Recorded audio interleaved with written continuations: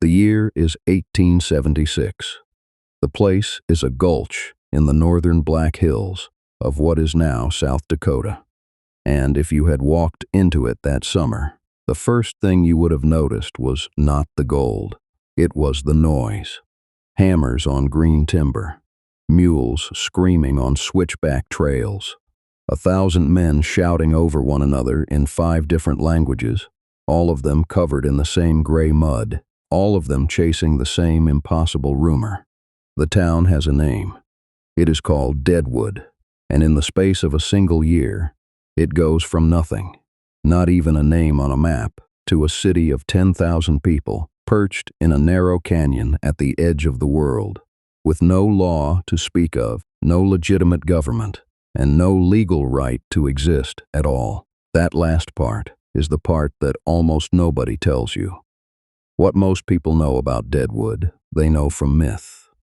They know Wild Bill Hickok, James Butler Hickok, the most famous gunfighter in America, riding into town that summer, with his buckskin coat and his reputation, and sitting down at a card table in the number 10 saloon, with his back to the door, which everyone who knew him said he never did, and catching a bullet from a coward named Jack McCall, who shot him from behind on the 2nd of August, 1876. They know Calamity Jane, Martha Cannery, buckskin-clad, profane, extraordinary, a woman who refused every category her era tried to put her in, who claimed friendship with Hickok and haunted the town like its own unofficial spirit. They know Seth Bullock, the straight-backed lawman from Montana who arrived the day Hickok was buried and eventually brought something resembling order to the gulch. And they know Al Swearengen, the saloon keeper and brothel owner and fixer, the man the HBO series made into a kind of dark anti-hero, a man who was in real life considerably worse than the television version and considerably more powerful. These people are real. Their stories are worth telling, but they are the foreground of a much larger picture. And the larger picture is what this documentary is about, because here is the question that the legend of Deadwood almost never stops to ask. How did this town get there? Not the story of which wagon train arrived first, not the story of who staked the first claim or swung the first pick, but the deeper question. What was this land? Who held it? What had been promised about it? And what does it mean that a city of 10,000 people rose up inside territory that the United States government had guaranteed, in writing, in a formal treaty ratified by the Senate, would belong to the Lakota Sioux people forever? That word, forever, is the word that matters. And by 1876, it had already been broken so many times that some people in Washington had stopped pretending it meant anything at all. Deadwood sits inside the Black Hills, the Paha Sapa, which in Lakota means hills that are black. From a distance in certain light, the pine forests that cover these ancient granite peaks do look black, a dark mass rising out of the pale grass of the Great Plains, like something that pushed its way up from the earth, rather than being placed on it. To the Lakota, these hills were not scenery. They were not a resource. They were the center of the world, in a way that is not metaphorical, but cosmological. A place bound to Lakota identity, ceremony, and law in ways that were centuries old before any European set foot on the continent. And in 1868, the United States government signed a treaty at Fort Laramie that recognized Lakota sovereignty over that land. Recognized it legally, formally, with the full authority of the federal government behind the signature. The Black Hills were inside the Great Sioux Reservation. Entry by non-Indians was prohibited. The treaty was not a suggestion. It was the law. Deadwood did not exist, despite that fact. It existed because of what happened when that fact was ignored, first quietly, then loudly, and finally in ways that set the northern plains on fire. That is the story we are going to tell in this documentary. Not just the boomtown, not just the gamblers and the gunslingers and the saloons, with the piano music leaking out into the mud, but the full story of how a gold rush inside protected land became a constitutional crisis, a military confrontation, a war, and eventually a legal case that would reach all the way to the Supreme Court a century later. A case whose outcome still sits unresolved in ways that matter to this day. Before we go any further, I want to ask you something. Drop a comment below and tell me where you are in the world right now and what time it is where you are. I find it remarkable, genuinely remarkable, that people sitting in kitchens and late-night offices and long car rides in a dozen different countries are all following the same thread of history at the same moment. It tells me something important about why these stories still matter. Now let us go back to before the gold, before the gulch, before the name Deadwood meant anything at all, because to understand what Deadwood was, you first have to understand what the Black Hills were. Stand in the grasslands east of the Black Hills on a clear morning, and you will see them before you are anywhere near them. They rise out of the plains like a wall, dark and abrupt, a mass of pine-covered granite that has no business being there if you are thinking about the land the way a flatlander thinks about land. The Great Plains stretch for hundreds of miles in every direction, open and enormous, and then the hills simply appear, a separate world pushed up out of the earth. The highest point, Harney Peak, which the Lakota call Hinhan Kaga, the place where the owl makes its nest, rises to nearly 7,500 feet. On a summer morning, the higher ridges catch cloud that the plains below never see. On a winter day, the hills can hold their own weather entirely, snow falling inside the hills, while the grasslands beyond them lie dry and still. This is not ordinary geography. This is a landmark you can navigate by from 50 miles away, and every nation on the northern plains knew it. The hills are old in the way that makes geologists go quiet. The granite core is among the oldest exposed rock in North America, pushed up perhaps 60 million years ago, eroded down, reshaped, carved by water and wind into the ridges and gulches and narrow canyons that give the hills their particular character. The limestone caves beneath, Wind Cave, and dozens of smaller systems run deep under the rock in ways that indigenous peoples of the region knew about long before any European mapmaker drew a line anywhere near this place. Wind Cave, the Lakota and some neighboring nations believed, was one of the places where living beings first emerged into the world above. That is not a story told lightly. That is a story about origin, about where people came from. You do not walk away from a place like that. The ecology inside the hills is distinct from the surrounding plains in ways that mattered practically as well as spiritually. Sheltered valleys held water through dry seasons when the open plains burned. Deer and elk moved into the hills in winter. Bison sometimes wintered in the lower elevations. The pines provided lodge poles and timber for tools and fuel. Medicinal plants grew in the wetter drainages. For people living in a plains environment where resources could be scarce and scattered, the hills were a place of relative abundance and reliable shelter. People came here on purpose. They came to hunt, to gather, to hold ceremony, to bury their dead. They had been coming for a very long time, before the Lakota claimed them as the center of their world, because the Lakota were not always in the Black Hills. That is part of what makes their relationship to this place so historically specific and so politically significant.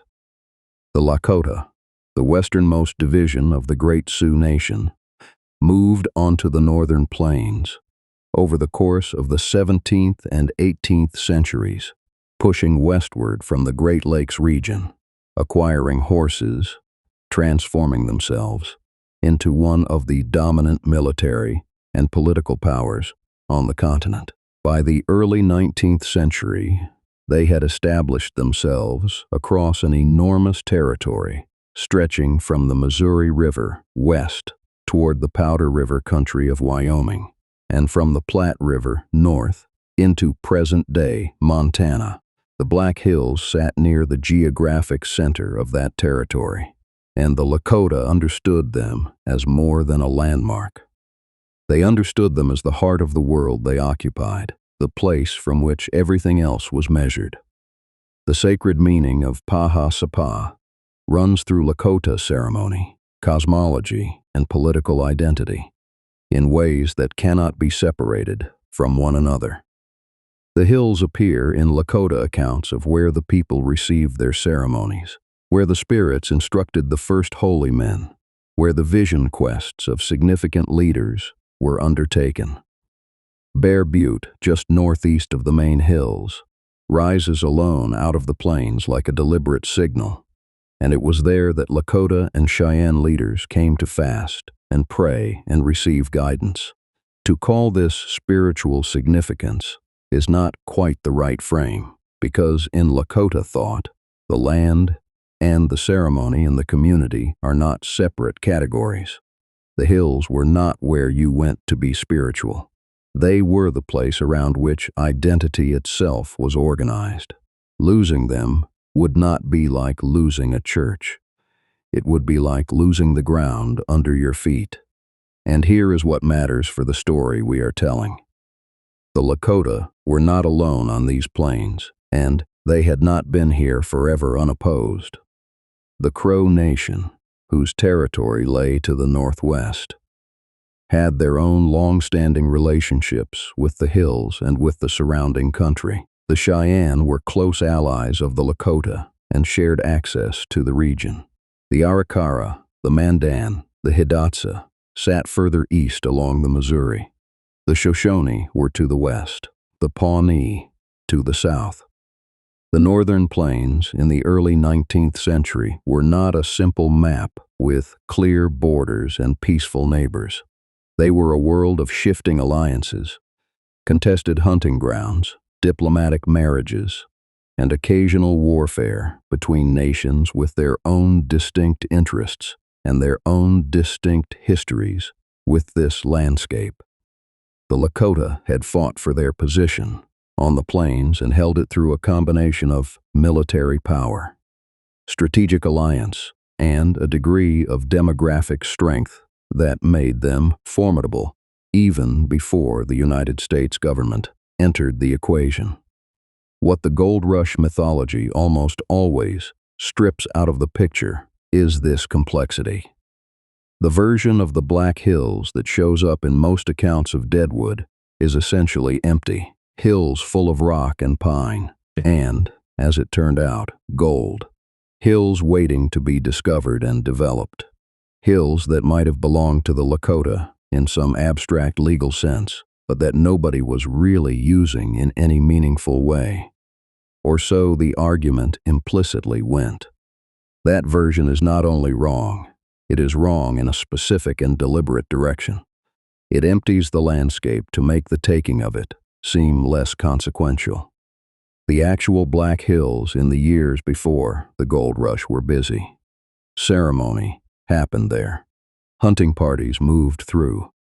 Young men went there for vision quests.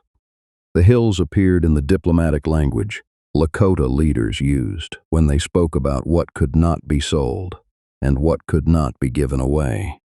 When Lakota chiefs in the treaty negotiations of 1868 argued for the strongest possible protections for their territory, the language they used about the hills was different from the language they used about hunting grounds or ranges.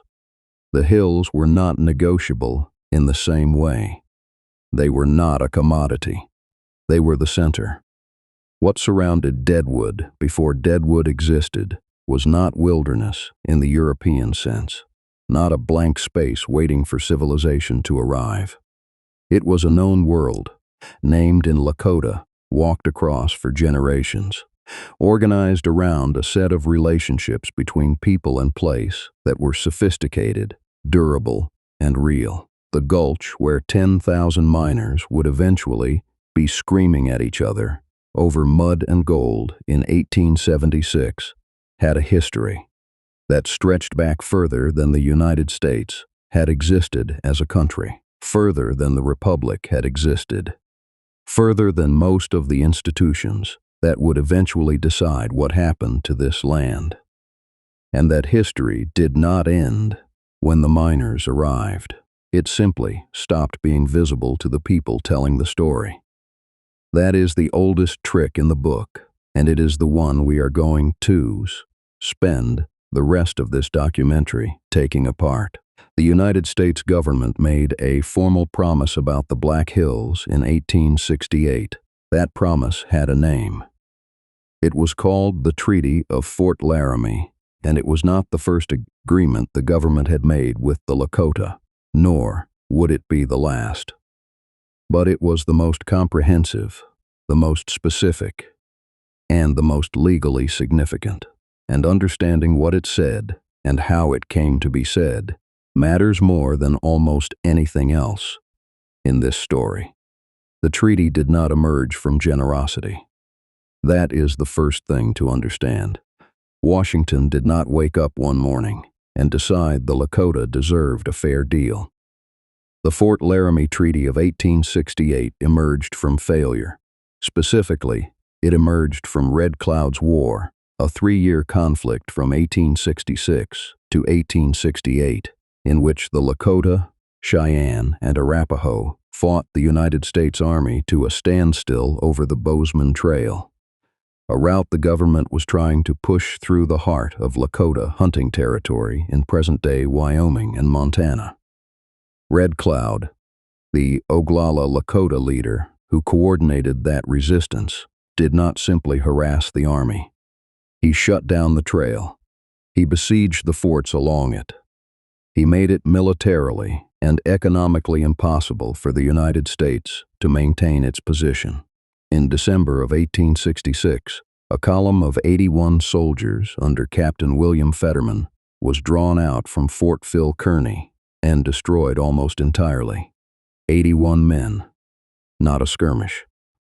A strategic defeat delivered in open daylight by a force that understood the terrain and the tactics better than the army opposing them. Red Cloud's War ended with something that almost never happened in the history of American expansion. The United States conceded. The forts along the Bozeman Trail were abandoned. The army marched out. Red Cloud waited until the soldiers were gone, and then he burned the forts to the ground. And the treaty that followed, signed at Fort Laramie in the spring and summer of 1868, reflected the reality that the Lakota had not been defeated. They had won. What the treaty established was the Great Sioux Reservation, a large block of territory west of the Missouri River that included what is now the western half of South Dakota. And within that reservation, it reserved the Black Hills specifically for the Lakota, with language that was about as clear as treaty language ever got. The treaty called the territory set aside for the Lakota their absolute and undisturbed use and occupation. It barred unauthorized persons from settling on, passing through, or remaining in the territory without Lakota consent. It gave the Lakota the right to hunt in the unceded territories to the north and west, the Powder River country, for as long as buffalo remained sufficient to justify the hunt. The treaty also included a separate provision, one that would matter enormously later, stating that no future cession of reservation land would be valid unless agreed to by 3/4 of all adult male Lakota. 3/4, not a majority. 3/4. That provision existed because the negotiators on both sides understood something about how previous treaties had been undermined. A government agent would ride into a camp, find a few men willing to sign or willing to be described as having signed. And then, the government would treat that signature as the tribe's consent to give up land. The 3/4 requirement was meant to close that door. It was not a gift from the United States. It was a condition the Lakota pushed for, because they had seen what happened without it. On paper, the treaty created a legal wall around the Black Hills. The United States government was bound by its own ratified treaty, signed by Ulysses Grant, affirmed by the Senate, to keep non-Lakota people out of that territory. The Black Hills were protected for the Lakota under the 1868 Fort Laramie Treaty, in language as explicit as any the federal government had ever produced. This was not ambiguous. It was not a matter of interpretation. The text said what it said. In practice, enforcement was another matter entirely, and the gap between those two things tells you everything you need to know about how the next decade unfolded. The United States government, in the years after 1868, was managing an enormous continental expansion with limited military resources, competing political pressures, and a settler population that was moving west faster than any treaty line could contain. The Army's job, on paper, was to enforce the treaty and keep non-Lakota people out of reserved territory. The Army did this with varying degrees of seriousness, depending on who was commanding, which political winds were blowing from Washington, and how inconvenient enforcement happened to be at any given moment. When small parties of prospectors crossed into the hills in the early 1870s, the Army sometimes turned them back. Sometimes it did not. The government received reports of illegal entry, logged them, filed them, and often did very little else. The machinery of enforcement was slow and porous, and subject to the same pressures that shaped everything else in post-war American politics, which is to say it was subject to money and to land and to the particular hunger of a country that had just survived a catastrophic civil war and was looking westward with something close to desperation. There was also a deeper problem, one that went beyond any individual administration's willingness to enforce a specific treaty. The United States government in 1868 did not believe, at the level of policy, that the arrangement it had agreed to at Fort Laramie was permanent. The treaty was understood by many in Washington as a temporary measure, a way to end Red Cloud's war, and stabilize the frontier long enough for settlement to catch up with the legal situation. General William Sherman, who commanded the Army's division of the Missouri, and who had signed the treaty as part of the Peace Commission, believed openly that the Black Hills situation would eventually have to be resolved in favor of white settlement. He was not hiding this view. He expressed it in correspondence, in conversations with subordinates, in the logic of the military strategy he pursued in the years after the treaty was signed. The treaty was a promise. Sherman and others in positions of power did not fully intend to keep it. Red Cloud understood this. Sitting Bull understood it. The Lakota leaders who had negotiated at Fort Laramie understood that a piece of paper signed by men in Washington was only as strong as the government's willingness to enforce it, and that willingness was conditional in ways that the paper itself never stated. The treaty was real. The legal protection it created was real. But the political will behind it was always fragile, and the Lakota knew it. What the treaty line represented then was not a settled boundary. It was a contested one. It was a line drawn in a document that a government had agreed to, and that the same government was already, within a few years of signing, looking for reasons to renegotiate or simply to ignore. The Black Hills sat behind that line, protected on paper, coveted in fact, and waiting. The test of what the treaty was actually worth would come not from lawyers or diplomats or Senate committees. It would come from a man with a cavalry column, a geologist, and a rumor about gold. And the man's name was George Armstrong Custer. In the summer of 1874, the test arrived in the form of an expedition with a flag, a set of orders, and a famous name attached to it.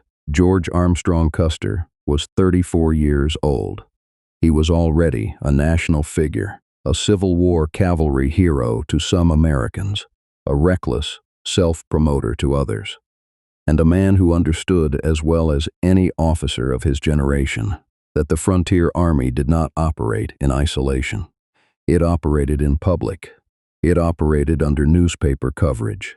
It operated under political pressure.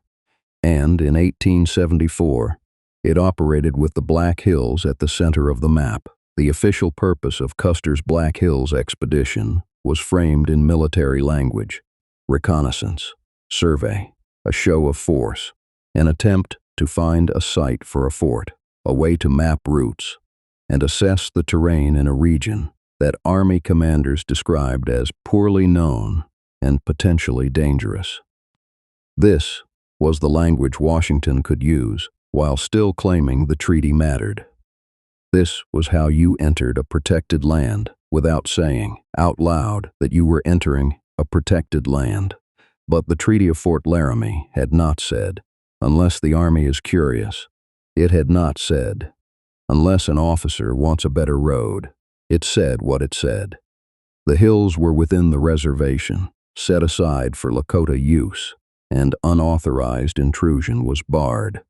And here is a point worth making plainly, because it is not a fringe interpretation or a modern rhetorical flourish. The Smithsonian's National Museum of the American Indian identifies Custer's 1874 Black Hills expedition as a violation of the 1868 treaty. Not a complication, not an unfortunate misunderstanding, a violation. That matters because it tells you something about what the expedition was at the level of law, not legend. It tells you that whatever official language wrapped around it, the act itself crossed a line the United States had promised not to cross. Custer did not ride into the hills with soldiers alone.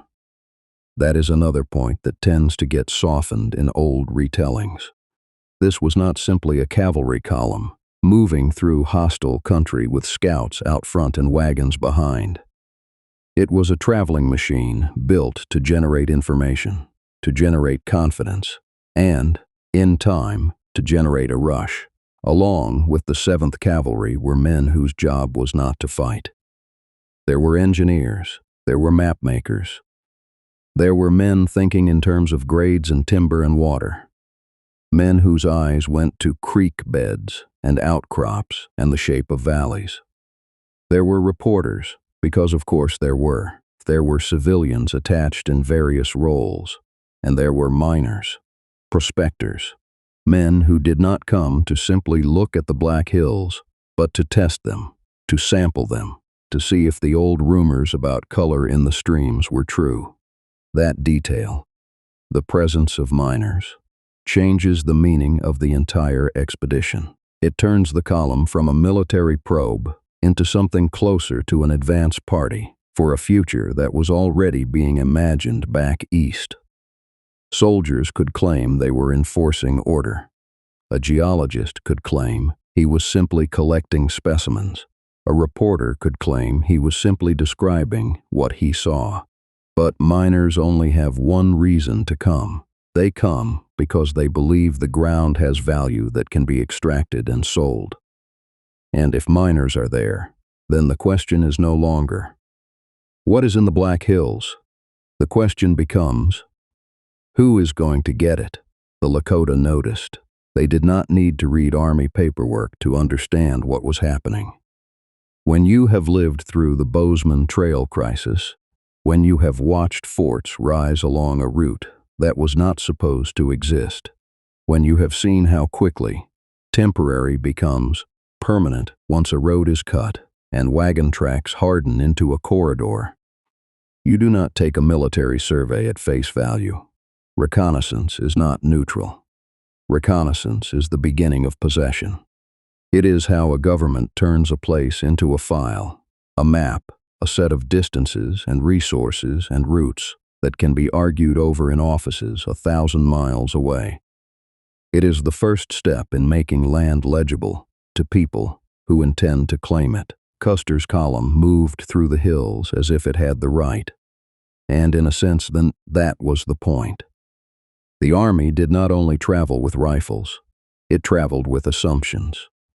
It traveled with the quiet idea that the treaty line was negotiable if the country on the other side turned out to be useful enough.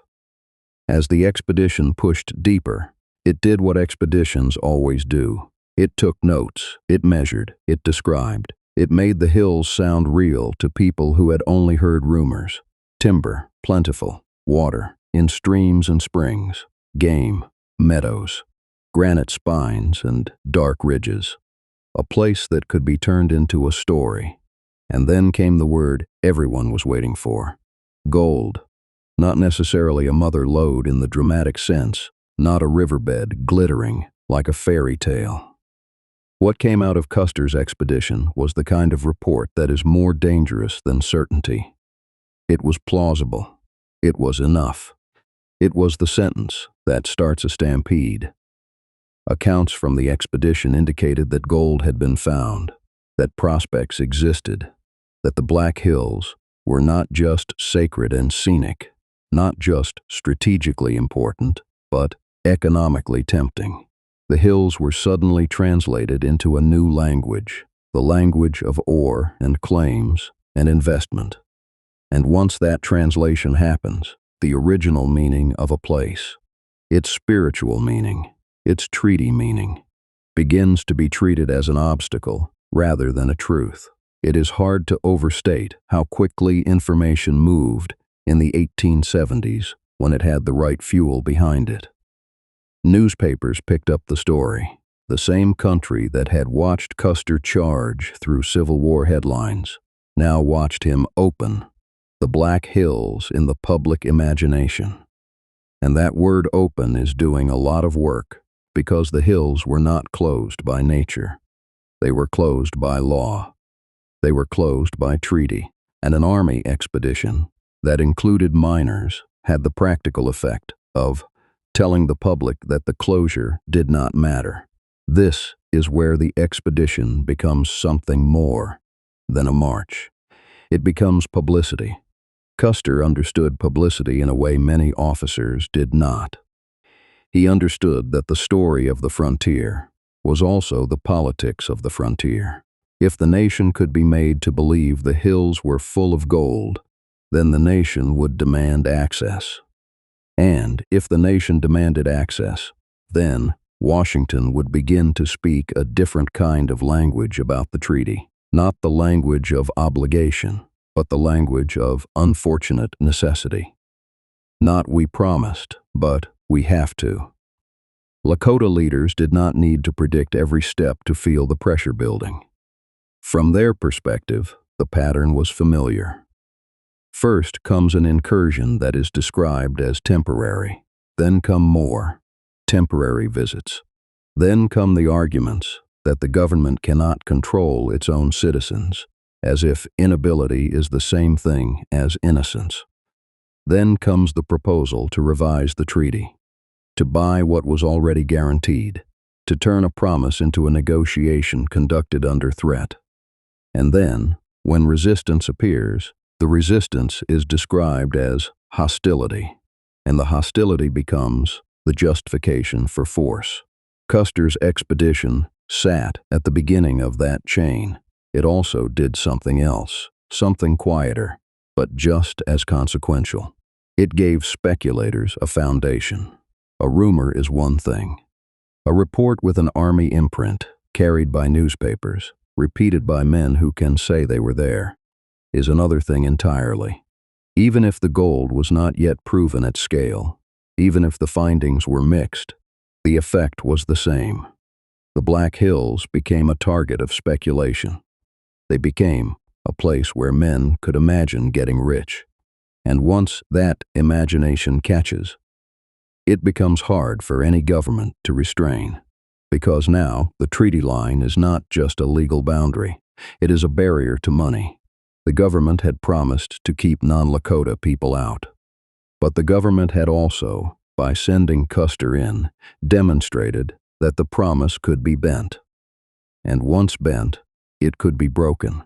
There is a grim logic here that shows up again and again in the history of the West. The Army goes first, under the banner of order. It gathers knowledge. It makes maps. It reports resources. Newspapers turn those reports into desire. Desire turns into movement. Movement turns into trespass. Trespass turns into a political crisis. And then the same government that sent the Army in to reconnoiter claims it is helpless to stop the civilians who follow. To Lakota ears, that logic would have sounded less like helplessness and more like a strategy. Custer rode out of the Black Hills and back toward the forts with his reputation intact and his name in the papers again. Back east, the expedition's reports did what they were always going to do. They turned the hills into a headline. And when a place becomes a headline, it stops being treated like someone else's home and starts being treated like an opportunity waiting to be seized. The Black Hills had been protected land on paper in 1868. In 1874, after Custer's expedition, they were still protected on paper. But in the American mind and in the American economy, they were becoming something else. They were becoming a prize. And the next step was predictable. Once the country believed there was gold in the hills, the question was no longer whether people would go in. The question was how many would go in, how quickly, and what the United States would be willing to do when the Lakota said, again, that the treaty line was real. The moment the word gold touched paper, it stopped being geology and became politics. Custer's expedition reported gold in the Black Hills. That is the hinge. Not just that men panned a little color from a creek and smiled. Not just that a civilian specialist wrote a line in a technical report.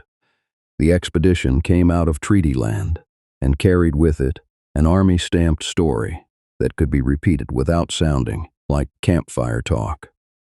And in the 1870s, when the country was wired together by telegraph, by railheads, by editors hungry for copy, that kind of story did not stay small for long, because a rumor is easy to dismiss. A rumor belongs to drifters and gamblers and men trying to sell you something. But an Army expedition, led by a famous officer, accompanied by reporters, returning with samples and claims, and cautious statements that still contained the word everyone wanted, gold. That sounded like confirmation. It gave the country permission to believe, and belief is what starts a rush. It is worth pausing here on how information moved. People sometimes imagine the 19th century West as slow, as isolated, as if news crawled, but the West in 1874 was not an empty stage waiting for actors. It was a network. Forts, trading posts, river towns, rail towns, territorial capitals, and newspaper offices that traded stories like currency. A report could be telegraphed east in fragments, rewritten in a headline, reprinted in a smaller paper 2 states away, then read aloud in a saloon, then carried by a man who was already halfway packed. And when the subject was gold, the reporting did not need to be precise to be effective. Promotional language has a particular rhythm, and it was already familiar to Americans by the 1870s. Rich diggings, pay dirt, prospects, strikes, words that promised just enough, words that let a reader imagine himself in the story. The Black Hills were not described as a place where Lakota people lived with obligations and ceremonies and memory. They were described as a storehouse, a locked vault, a prize behind a fence. A headline does something more than inform. It reshapes what people think is possible. It makes a private hope feel like a public trend, and once a trend exists, it carries its own authority. Men do not want to be the only fool chasing a rumor, but they do want to be early to a stampede. Newspapers understood that. Editors understood that a distant set of hills, previously known to most readers only as a dark patch on a map, could be turned into a national story if you attached two things to it: danger and money. Danger made it heroic. Money made it urgent. And in the middle was the name Custer, already famous enough that his movements sounded like national events. So the story spread, and as it spread, it changed shape. In one telling, gold had been found in paying quantities. In another, it was indications, which is a wonderfully slippery word. It can mean a few flakes. It can mean a vein. It can mean a man saw what he wanted to see and decided it counted. But in print, in the public mind, indications often reads like proof, especially when the next sentence is about how men are already preparing to go. And the truth is, uneven findings were not a barrier. They were an accelerator, because the earliest stage of every gold rush is built on uncertainty. If the gold is already proven, if the best ground is already claimed, then the romance is gone and the odds are worse. The people who move first are often moving precisely because the story is still flexible. Because if it is not confirmed, it can still be imagined as enormous. If it is not mapped, then any creek could be the one that changes your life. A man can tolerate bad odds if he believes he is gambling on infinity. That is why maybe is enough. A few flakes in a pan could be read as a sign of something upstream. A handful of optimistic samples could be interpreted as the edge of a great deposit. And the most dangerous thing about the Black Hills Report was that it arrived with just the right mixture of plausibility and mystery. Enough to make it sound real, not enough to make it feel finished. So men began to talk, and then to plan. There were the professional prospectors, the ones who had drifted from field to field since California, since Colorado, since Montana. They read the papers the way a sailor reads wind. There were merchants and freighters, men who did not need to find gold to profit from it. They only needed other men to believe. There were speculators, already thinking in terms of town sites and supply contracts and timber claims. There were veterans of the Civil War, young enough to move, old enough to want something different, carrying the idea that the next campaign could be against poverty instead of an enemy. And there were men who simply did not care about treaties, or cared, but in the way a person cares about a sign that says, "Keep out," when the fence looks flimsy and the land beyond looks rich. This is where the treaty line begins to wobble in the public imagination. Not because the treaty changed. It did not. Not because the legal language suddenly became unclear. It was quite clear. The Black Hills were within the Great Sioux Reservation, as defined in 1868. An unauthorized entry was forbidden. That was the agreement. That was the promise. But the problem with promises on paper is that they rely on enforcement in the real world. And here, the United States government faced a contradiction that was not new, but was becoming sharper. Officially, the hills were protected. Officially, Washington was obligated to keep non-Lakota people out. Officially, the Army was supposed to prevent trespass. Yet the Army had just marched a famous column into the same land, sampled it, mapped it, publicized it, and come back talking about resources. It is difficult to tell a public, with a straight face, that a place is off limits when you have just sent a national celebrity into it, and then allowed his findings to circulate. The country did not hear. We violated a treaty. The country heard. The hills are worth something. And once a place is understood to be worth something, the moral center shifts. Not for everyone, but for enough people to matter. Treaty obligations begin to be described as an inconvenience. The Lakota claim becomes a complication. The legal boundary becomes a problem to be solved rather than a line to be respected. This is also where rumor networks do their quiet work. A newspaper story could start the fire, but the fuel was human movement. Teamsters hauling freight to frontier posts, traders passing between agencies and towns, soldiers writing letters home, men at rail depots talking about where they were going next. A single enthusiastic witness could do more than an editor because he could look you in the eye and say, "I saw it."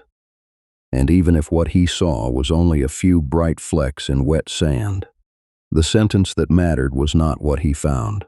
It was what he believed it meant. "I saw it, so you should go." By late 1874 and into 1875, you can feel the shift in tone. What had been a story about a reconnaissance becomes a story about opportunity. People begin to speak as if the outcome is already decided, as if access is inevitable, as if the treaty is a temporary obstacle that time and pressure will erase. And that pressure matters because it begins to reshape policy before any law is formally changed. This is one of the most important dynamics in the entire Black Hills crisis.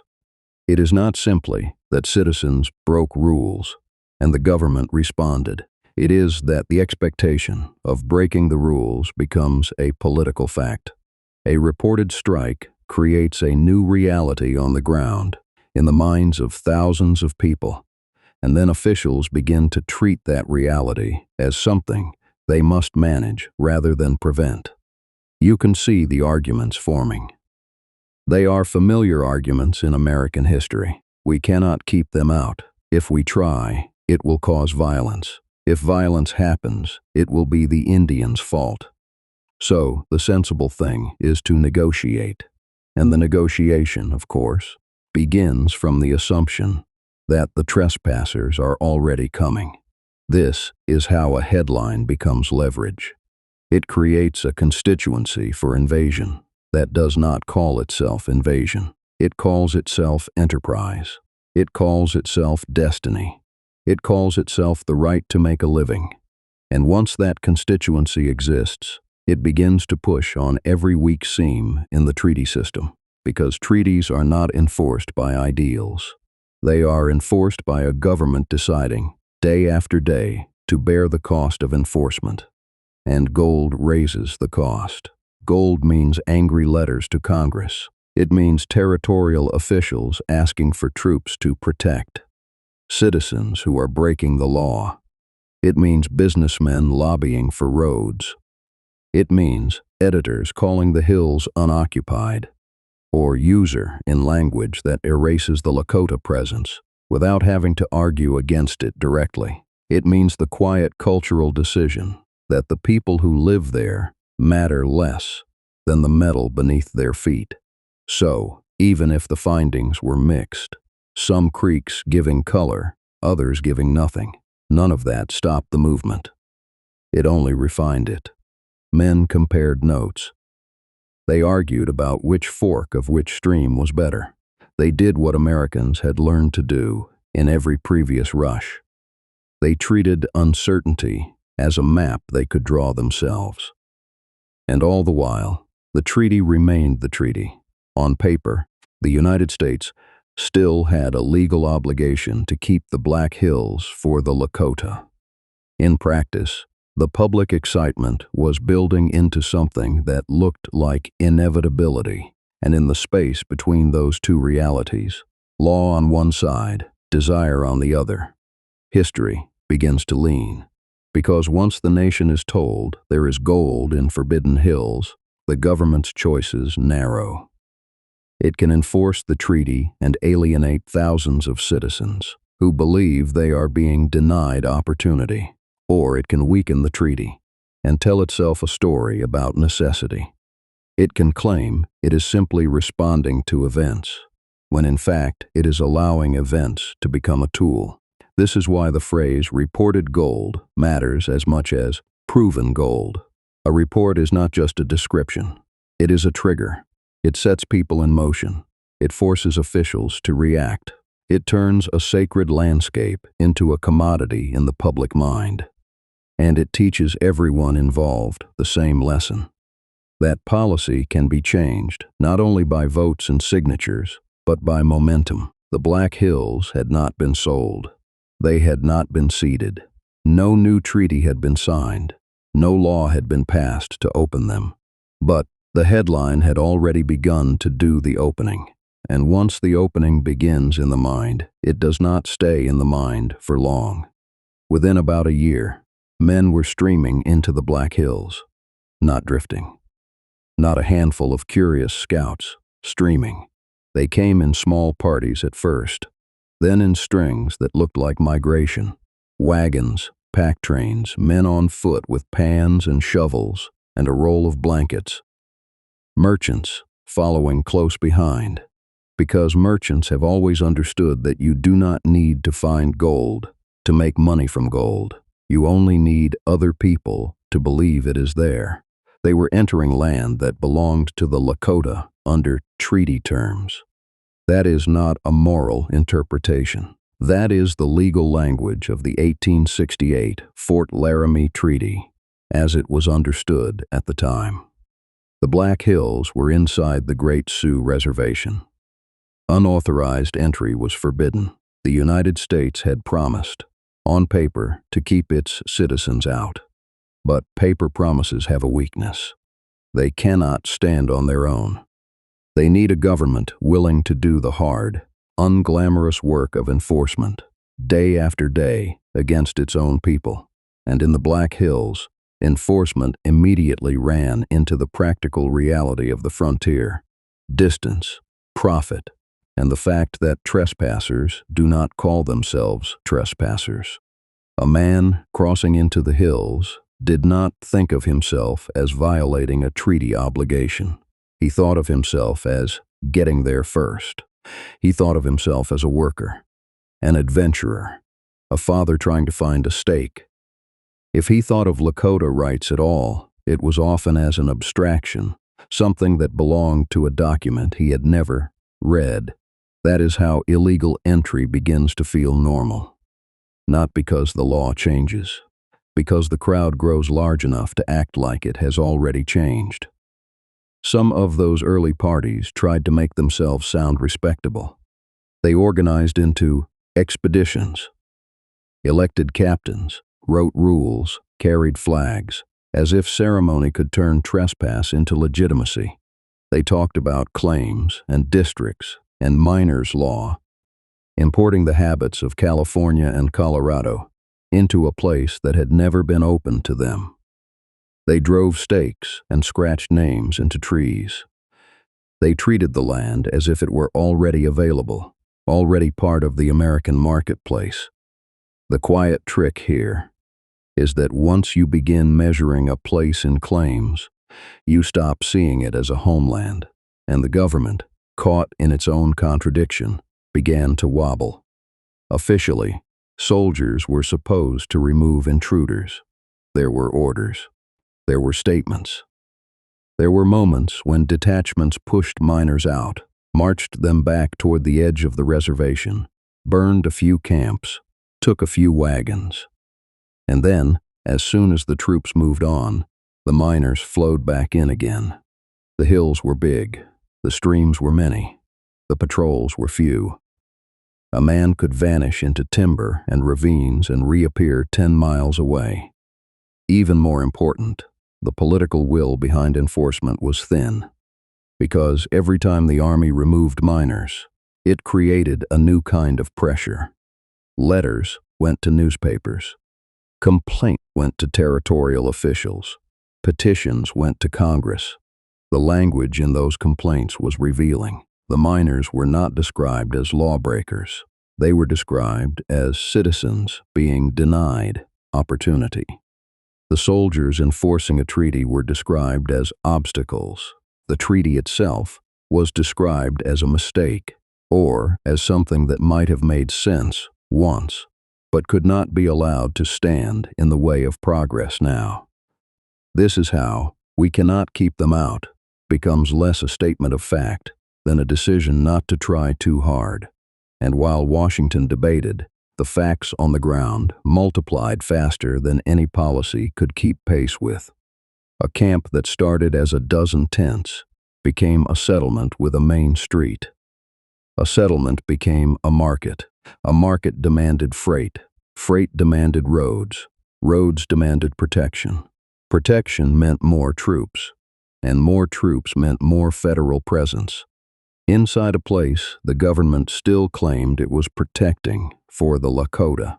This is the machinery of a rush. It builds its own justification.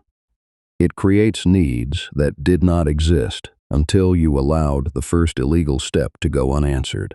From the Lakota side, it looked like a familiar story unfolding again, with a new set of hills.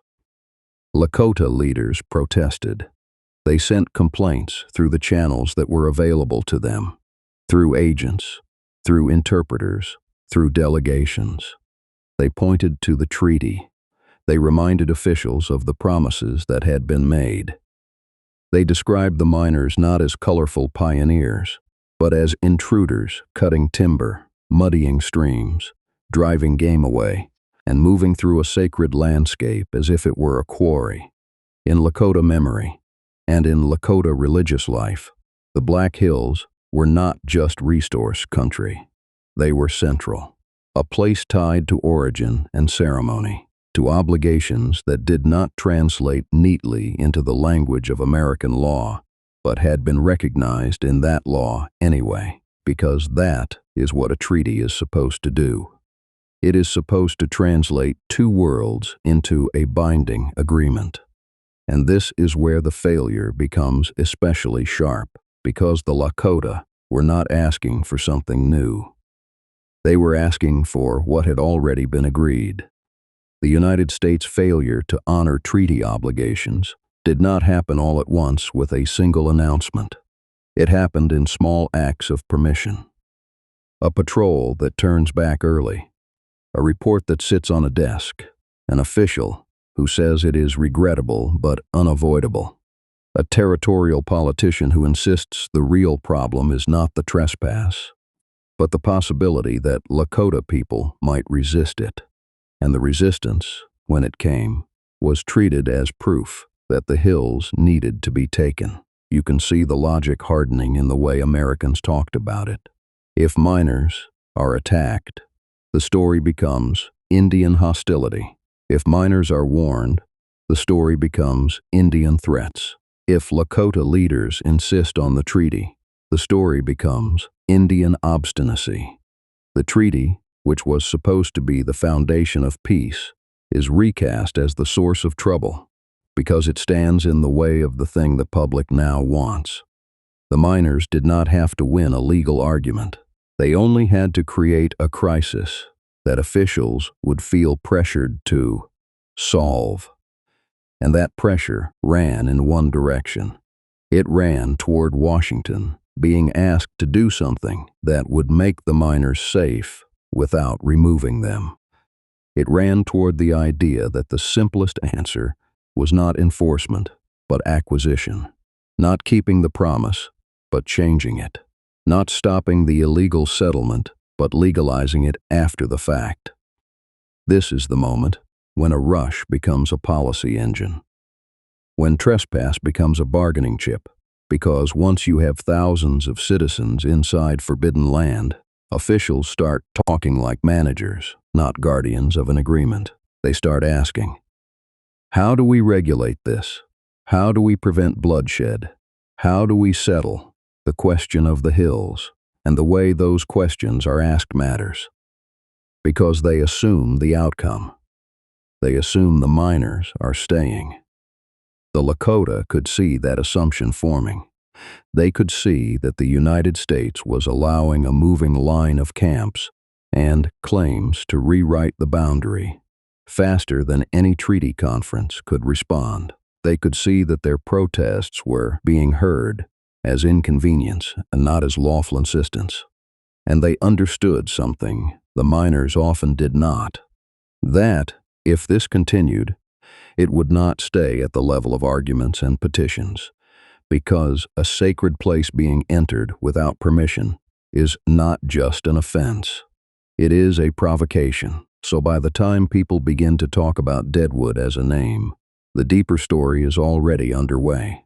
The miners have moved in, not with permission, but with momentum, not with legal title, but with numbers.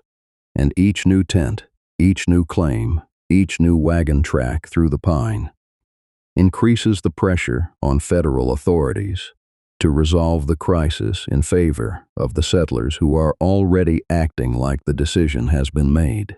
The hills were still Lakota land under the treaty. But the country was behaving like treaties were temporary, and gold was permanent. So the question became not whether the United States would keep its people out of the Black Hills. The question became how to purchase the right not to. In Washington, there is a particular kind of language that appears whenever a promise turns inconvenient. It is the language of practicality, the language of solutions. Officials began to talk about opening the hills as if they were a door that had accidentally been left locked. They began to talk about compensation, about arrangements, about leases, as if the problem was simply that the paperwork had not caught up with the miners already on the ground. And in that logic, the treaty stops being a boundary and becomes a starting point for negotiation. The government's basic idea was simple. If it could not stop the rush, then it would try to convert trespass into transaction. Buy the Black Hills, or, failing that, lease them. Pay the Lakota for the right to mine, while leaving the reservation technically intact. A kind of rental agreement for a place that was already being treated like a commodity. But here is what that plan misunderstood, or pretended not to understand. For many Lakota leaders, the Black Hills were not surplus land. They were not a margin that could be trimmed to satisfy a crowd. They were not a field that could be rented out for a season and then returned, undamaged, when the renters got bored. The hills were Paha Sapa, a sacred center, a place tied to origin stories and ceremonies and obligations, a place that held power in the Lakota religious imagination in a way that did not translate cleanly into English words like property or real estate. And on top of that spiritual truth was a legal truth the United States itself had put into writing. The 1868 Fort Laramie Treaty had set the Black Hills inside the Great Sioux Reservation. It was treaty-protected land. So when federal commissioners came with proposals, money, rations, promises of supplies, talk of improvement, talk of the future, many Lakota heard something else underneath it.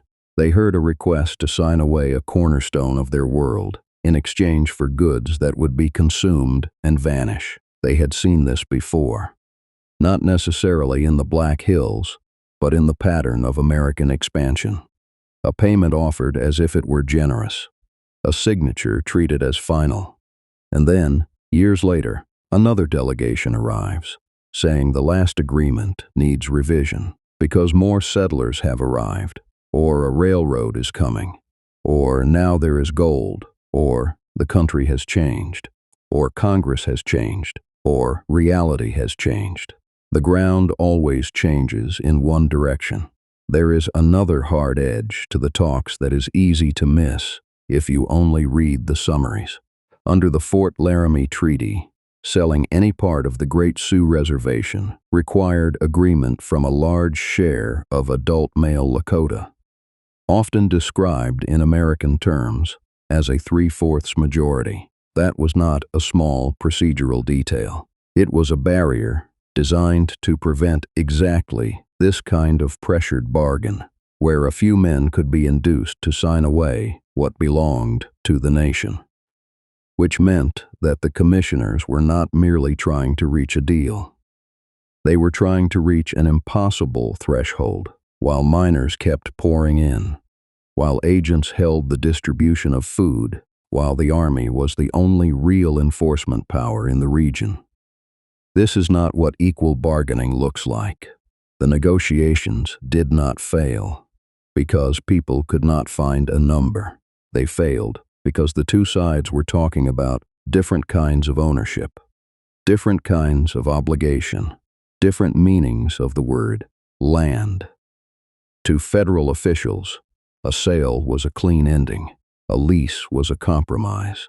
A sum of money could be calculated, written down, appropriated, paid. You could look at a map and redraw a line. You could say, "This problem is settled." To many Lakota leaders, selling the hills was not an ending. It was a break, a violation, a surrender of something that was not theirs to dispose of for temporary relief. And leasing the sacred hills, could sound, to Lakota ears, like an even stranger proposition, because mining was not a light footprint. Mining was tearing into streams and hillsides, bringing roads and forts and towns, bringing whiskey and disease and violence, bringing the long machinery of occupation. What exactly would be returned at the end of a lease? Holes in the earth and graves on the ridges. Even if you wanted to believe in a lease, you had to believe in enforcement. And enforcement was the one thing the government had already proven it could not or would not do. There were also the men in the background of every conversation, the men whose interests did not sit politely at treaty tables, the mining camps, the merchants, the speculators, the territorial boosters, the newspaper editors who had turned gold into a public demand. Those men had their own timetable. A winter of hesitation could mean losing a claim. A delay could mean losing investors. And so they pushed, constantly, on the one lever they had, politics. They wanted the hills legalized. They wanted troops not to remove miners, but to protect them. They wanted the government to stop treating the treaty as a rule and start treating it as an obstacle. So, when the Lakota did what the treaty assumed they could do, when they rejected sale proposals, when they rejected lease proposals, when they insisted that the hills were not for sale, the refusals were not treated as a lawful answer. They were treated as defiance. The impatience in Washington began to sharpen. You can feel it in the way officials describe the situation. The Indian question, the difficulty, the necessity of settling matters. The very language suggests that Lakota consent was an item to be obtained, not a sovereign decision to be respected. If consent could not be obtained, then the next step was to find a way around it, and this is where diplomacy starts to curdle. Because while commissioners talked, the miners kept digging. Every day of unauthorized mining changed the facts on the ground. It created investments. It created families. It created graves. It created a town-shaped argument that said, "We are already here, therefore we must be allowed to remain." That is how pressure becomes policy, not through a single dramatic betrayal, but through accumulation. Through the slow building of a situation that officials claim they can no longer control, even as they choose not to control it. So yes, negotiations to buy or lease the Black Hills failed. They failed in the plain sense that no agreement was reached on terms the treaty required. They failed in the deeper sense that the process assumed the end result should be transfer. And the Lakota did not accept that assumption. They failed because a sacred place protected by treaty was being treated like a negotiable asset, and because the United States was negotiating with one hand while allowing the invasion to continue with the other. And once the government accepted the idea that it could not get what it wanted by consent, only two options remained. Either it would reverse course and enforce the treaty by removing its own citizens, or it would apply pressure until refusal became impossible. And in the mid-1870s, with gold fever rising and the Black Hills filling up, Washington began to drift toward the second option, the one that would not require turning soldiers against miners, the one that would turn soldiers toward the Lakota instead. And while Washington drifted, the miners did not. In the spring and early summer of 1876, men began moving into the northern Black Hills in numbers that could no longer be described as a trickle. They came on foot, on horseback, in wagons. Some came from the established camps farther south. Some came straight from the Missouri River towns and the railheads. Some came because they had seen the headlines. Some came because they had heard a story in a saloon and decided that a story was as good as a map. They entered a place. The treaty said they had no right to enter. And then, in a narrow gulch cut through pine and rock, along a creek that ran cold and clear, they found what they were looking for. Gold in the gravel, gold in the sandbars, gold that could be coaxed out with a pan and a strong back and the kind of patience a desperate man can summon. This was the beginning of Deadwood. At first, it was not a town. It was a set of diggings scattered along the water, each one marked by the simplest signals of possession. A claim stake, a scratched notice, a man standing over his spot as if his body could serve as a deed. A tent here, a lean-to there. A few rough shacks made from whatever could be cut, dragged, or stolen. Smoke rising from green wood, the sound of picks and shovels, the wet rasp of a rocker box, the constant nervous scanning of other men's hands and eyes, because gold does something predictable to a crowd. It makes everyone believe they are late. Even the first arrivals feel late. Every new footprint in the mud seems like competition. Every wagon that creaks into the gulch sounds like a clock ticking. And yet the rush was not only about individual men hunting individual fortunes. It was about something larger that happens whenever a mineral strike becomes public. The gold draws miners, but it also draws the people who mine the miners. Within weeks, the gulch began to fill. The line of tents thickened. Trails became roads. Roads became ruts deep enough to swallow a wheel. Someone hauled in a barrel of flour. Someone else brought bacon, beans, coffee. A man set up a canvas counter and began selling shovels at a price that would have seemed insane back in Nebraska or Iowa, and no one laughed. Because the alternative was to dig with your hands. The camp did what frontier camps so often did. It improvised a government out of urgency. There were no legal surveys, no territorial plats approved in quiet offices, no courthouse with an official seal. The land, on paper, was still inside the Great Sioux Reservation. The treaty, on paper, was still the law. But on the ground, paper was not what men used to hold a claim. Men used presence. They used committees. They used handwritten rules nailed to posts. They used the threat of force. Miners' meetings were called. Districts were declared. Gulches were named. Boundaries were argued over. How many feet along the creek could one man take? How deep could he dig before he was stealing from the next claim? What counted as working? A claim. And how long a man could be gone before he was considered to have abandoned it? That is the strange truth of Deadwood's beginning. It was a place built on trespass that tried to behave like a lawful community, because even out on the edge of everything, people still wanted the comfort of rules, especially rules that protected whatever they had managed to grab. And then commerce arrived, and commerce hardens a camp into a settlement. Once a supply line forms, a town stops being a rumor and becomes an organism. Pack trains came in over the rough trails. Freight wagons followed. Prices rose with the difficulty of the road and the risk of losing a load to weather, accident, or theft. A sack of flour could cost what a working man earned in a week. A shovel could cost what it cost back east for a good suit. Whiskey, always, appeared as if it had been waiting in the trees. With supplies came merchants. With merchants came credit. With credit came debt.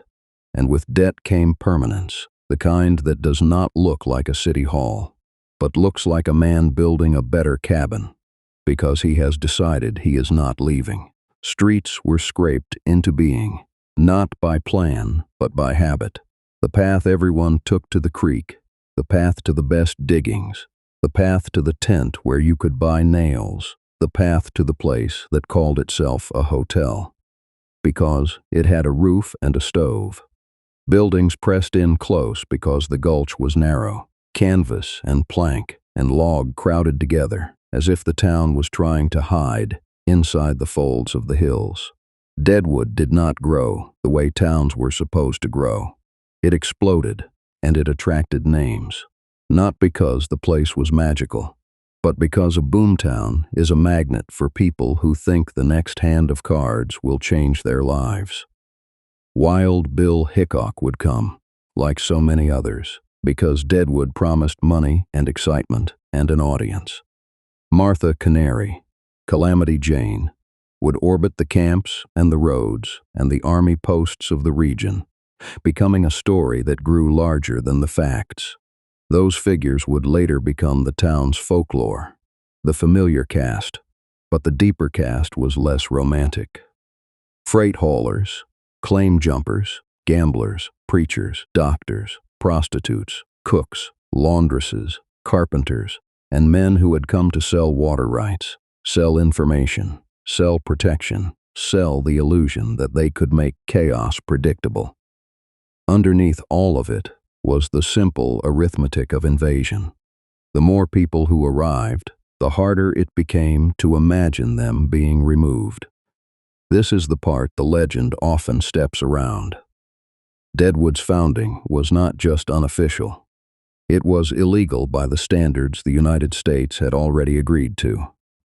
The Fort Laramie Treaty had not been a vague promise. It had drawn lines. It had said the hills were Lakota land. It had said, in the language of an American document, that the hills were to be protected from exactly this. And now, in 1876, a town was being built inside that boundary, as if the boundary were only a suggestion. You can see how the romance forms. A man steps into a creek, swirls a pan, and there it is, a flash of yellow that seems to rewrite his entire future, a lucky strike, a fresh start. The American story of sudden fortune, earned with grit and risk and a little providence. But beneath that story, the legal and political crisis deepened every day, because every new cabin in Deadwood was not just a building, it was a claim on the future. Every new store ledger was not just commerce.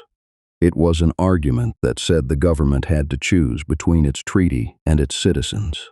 Every wagon load of goods that made it into the gulch made it harder for Washington to pretend this was temporary. Deadwood did not merely appear as a colorful footnote to the gold rush. Deadwood appeared as a fact on the ground, built out of desire and urgency and trespass, and it dared the United States to decide what its promises were worth. And in a place like the Black Hills, where the land was not only valuable but sacred, that dare was never going to remain a local problem for long. Deadwood dared the United States to decide what its promises were worth. But before Washington decided anything, Deadwood decided what it was going to be. It became famous with a speed that seems almost impossible until you remember what fame meant on the frontier. Fame was a man riding out of a gulch with a story. Fame was a letter sent to a newspaper. Fame was a rumor that reached a railroad town and turned into a headline. Deadwood's reputation hardened early. Gambling, violence, opportunism. and an authority that shifted from day to day, depending on who had the numbers and who had the nerve. That reputation was not invented out of nothing. It was produced by the conditions of the place. The town sat inside the Black Hills, like a wedge driven into a treaty. On paper, it was not supposed to exist. That meant there was no secure county government, no settled courts with unquestioned jurisdiction, no reliable chain of law that ran from the gulch to a Capitol building and back again. There were men who called themselves sheriffs and men who called themselves judges, but the question that hung over every arrest and every hanging was the same. By what authority? Under what law? And backed by what power if someone decided to say no? In that vacuum, a boomtown does what a boomtown always does. It improvises. It borrows the shape of law and fills it with whatever force it can find. Miners still held meetings, still wrote rules, still tried to keep claim, jumping from turning into open war along the creek. Merchants organized for protection, because inventories were wealth, and wealth was a target. Gamblers organized because a table is a business, and a business needs an edge, and in Deadwood, the edge was not always skill. Sometimes it was the man standing behind you. Outlaws organized, because chaos is not the opposite of order. It is a different kind of order, one that pays. And so daily life became a competition among miners, merchants, gamblers, and men who lived off the spaces between them. A miner might work a claim all day and lose his week's dust in an hour under lamplight. A merchant might sell a shovel for a price that felt like robbery and then be robbed anyway on the way back to his own cabin. A gambler might make a fortune without ever touching a pan and a week later be gone, broke or dead, because someone decided the town needed an example. This is where the familiar names enter, and the legend starts building, while the people are still breathing. Wild Bill Hickok came into Deadwood in the summer of 1876 with a reputation that had followed him from Kansas to Nebraska, to the army camps and the cattle towns. He was not the only gambler in the gulch, and he was not the only man with a gun, but he was the kind of figure a new town can use. A man with a famous name makes a place feel real. If a man like Hickok is here, people reason, then this must be the center of something. There are 100 stories about Hickok in Deadwood, and many of them were sharpened by retelling. We know the basic shape of what happened, because enough witnesses agreed on it. He played cards. He tried, as he often did, to sit with his back to the wall. On August 2nd, a young man named Jack McCall came up behind him and shot him in the back of the head. The details around it, the motives, the earlier insult, the claim that McCall was avenging someone, those details multiplied, the way details always multiply in a place where everyone needs a story that makes sense of sudden death. McCall was seized. A trial was held. The jury was not a jury in the modern sense. It was a miner's court, a frontier solution. Men pulled from the camp to do the work of a state that was not really present. He was acquitted. He walked out. And then, later, he was arrested again outside the hills, tried in a court that claimed more solid jurisdiction, convicted and hanged. That sequence, an improvised trial, an acquittal, and then a second trial and execution, became Deadwood in miniature, not because it was uniquely wicked, but because it revealed the unstable ground under everyone's feet.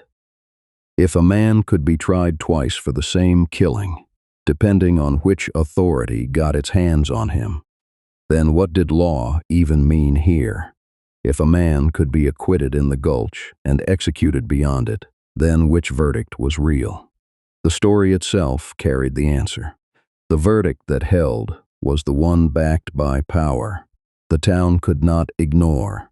Around Hickok's death, another figure moved through the same world, and in some ways became even more famous in the Long run, precisely because the facts were harder to pin down. Martha Canary, called Calamity Jane, is one of those people for whom the record and the legend never stop arguing.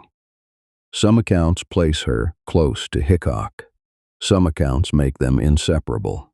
The evidence is thinner than the myth, and much of what the public knows comes from performances, pamphlets, and later retellings that paid better when the romance was stronger. But the likely reality is vivid enough without embellishment. She was on the edges of army posts, freight trails, and mining camps, surviving by doing what frontier people did, taking work where it existed, attaching herself to groups that could offer protection, drinking hard, talking big, and becoming, in the eyes of onlookers, a character. That is how myths are made in real time, not by a single lie, but by 1,000 small distortions that all move in the same direction, toward the story people want to hear. Deadwood also produced a different kind of legend, the kind that grows out of an attempt to impose order. Seth Bullock arrived not as an outlaw, but as a businessman, and then, briefly, as a lawman, depending on whose authority you accept and on what day you're talking about. Bullock is often remembered as a sheriff in a town that needed one, and that is broadly true in the sense that Deadwood needed someone to give violence a consequence. But the deeper truth is that Bullock represented a kind of frontier civic ambition. He wanted Deadwood to be a town that could last, a place of commerce and property and families, not only a camp of tents and gun smoke. That put him in friction with men whose fortunes depended on Deadwood staying fluid. All Swearengen is one of those names that seems tailor-made for a morality play, and later generations treated him that way. He ran saloons and brothels and did business in the way. Businesses were often done in places where the line between vice and economy was thin. His exact crimes, his exact acts of violence, the full extent of what he ordered versus what he merely profited from, those are harder to prove in detail, but it is not controversial to say that men like Swearengen were part of what made Deadwood function. A boomtown needed liquor, gambling, sex, and rooms to rent. It needed entertainment, and it needed money moving fast. The same establishments that made ministers cringe were also the places where deals were made, where gold dust turned into credit, where newcomers learned who was strong and who was prey. So Deadwood became a struggle over what kind of order would win. Miners wanted rules that protected their claims. Merchants wanted predictable streets and predictable payments. Gamblers wanted a steady flow of men with cash and hope. Outlaws wanted the gaps, the gray zones, the places where a man could disappear between jurisdictions.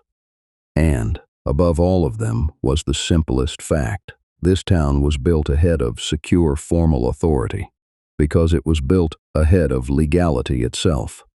The Black Hills were still, by treaty, Lakota land. That meant the United States could not easily extend normal territorial governance into Deadwood without admitting what it was doing. To police the town too strongly was to concede that it was permanent. To ignore it was to let it rot into violence. To remove it would require a political will that no longer existed once thousands of citizens were invested in the trespass. That is why lawlessness flourished. Not because frontier people were uniquely savage, and not because Deadwood was destined to be a carnival of sin, but because the normal machinery of law was tangled in a national contradiction. The government had promised. The hills would be protected. The government now faced a town that was daring it to break that promise openly. So, Deadwood lived in the gap between what the United States had agreed to and what it was now allowing. It was a boomtown balanced on a legal fiction, and everyone in the gulch could feel it. That feeling of living somewhere temporary that was becoming permanent, made men reckless. It made them greedy. It made them violent. And it made them hungry for stories, because in a place like Deadwood, a story could become a shield. But the stories were never the whole point. Deadwood's gunfights and gamblers were the surface foam of something heavier beneath, because every day the town survived, the pressure on the treaty increased. Every day Deadwood grew. It became harder for the United States to pretend this was a small problem that could be solved quietly. And every day, for the Lakota, the meaning was plain. A sacred place was being occupied, and a camp built on trespass was turning itself into a permanent fact. A boomtown without much law was not just a colorful chapter. It was a warning sign, and the larger crisis was moving toward it like weather. Deadwood's existence did something that no speech in Washington could quite do. It forced the contradiction out into the open, because the Black Hills Rush was not just a local gold story. It was the collision point between a treaty system that claimed to bind the United States and an expansion system that, in practice, did not stop for paper. The Fort Laramie Treaty of 1868 had promised something very specific. It recognized a Great Sioux reservation, and it set the Black Hills inside it. Not open land, not public domain. A defined place that was supposed to be protected from settlement, and it added another layer that mattered just as much. The unceded hunting territory beyond the reservation, where white travel might pass. But white settlement was not supposed to take root. That language was not poetic. It was legal. It was the United States telling the Lakota and their allies, in writing, that there would be a line. Then came the hills, and the line started to blur. Custer's 1874 expedition had been framed as reconnaissance, an army mission into a region the government already knew it had promised to keep free of miners. The public story was mapping, timber, science. The practical result was a confirmation, carried back to the newspapers and the rail towns, that there was gold in the hills, and once gold became a headline, the treaty became a problem to be managed instead of a promise to be kept.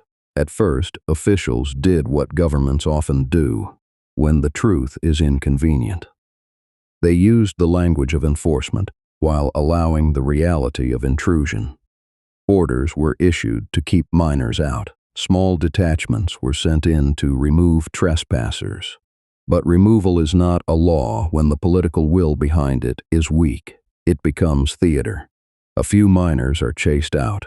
100 more arrive behind them. A camp is broken up.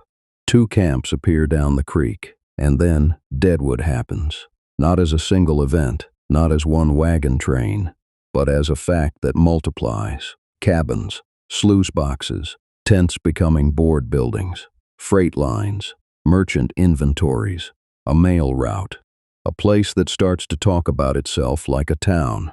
And that is where the pressure changes, because once thousands of Americans are living illegally on land the United States promised to protect, the question stops being, should we enforce the treaty? The question becomes, how do we legalize what has already happened? That is the structural engine behind so many of the frontier wars people later reduce to folklore. It is not a saloon fight that starts it. It is the slow conversion of trespass into policy. By late 1875 and early 1876, federal officials tried to force a settlement that would make the hills available on terms that could be called lawful. Commissions went to talk. They offered money. They talked about purchase, about lease, about moving boundaries as if boundaries were chalk. They were not offering a trade between equals. They were trying to solve the government's own predicament. Either remove its own citizens from the hills or remove the treaty from the path of its citizens. Lakota leaders did not treat that as a normal negotiation because it wasn't one. The hills were not simply a resource. They were bound up in origin, ceremony, identity, the center of a world, and there was also a political reality. If the treaty could be rewritten under pressure, then the treaty meant nothing.